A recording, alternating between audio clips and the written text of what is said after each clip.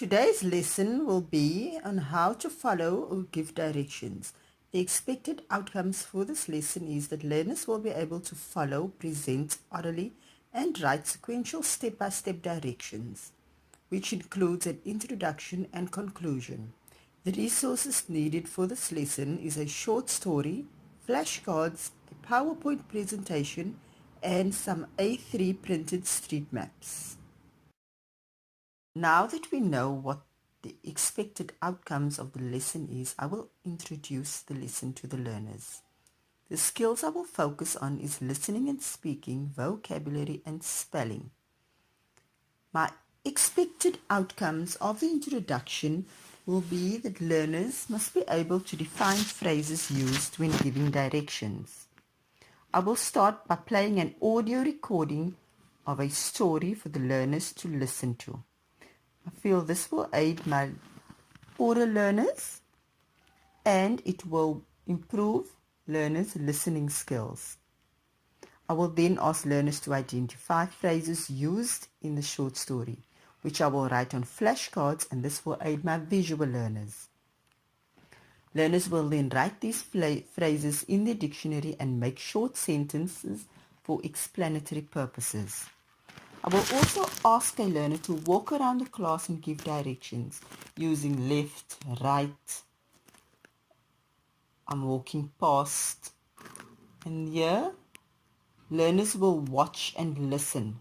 This will give them a visual of how to give directions.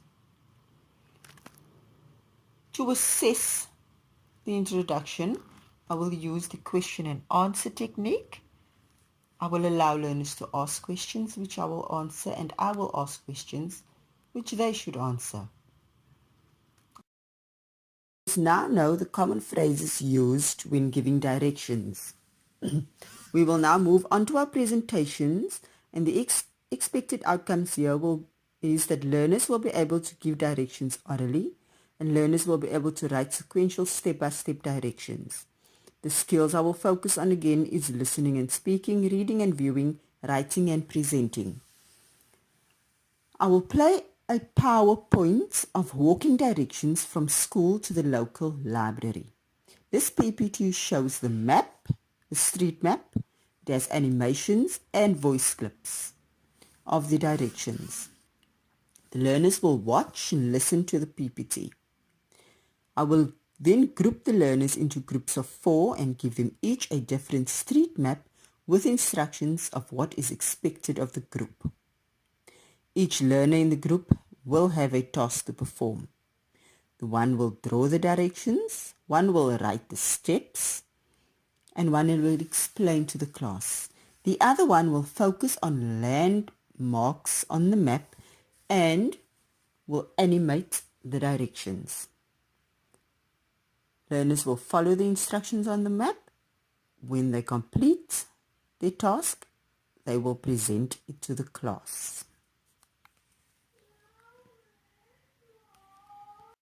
I use the PowerPoint in my presentation because I feel it will aid our visual and our oral learners.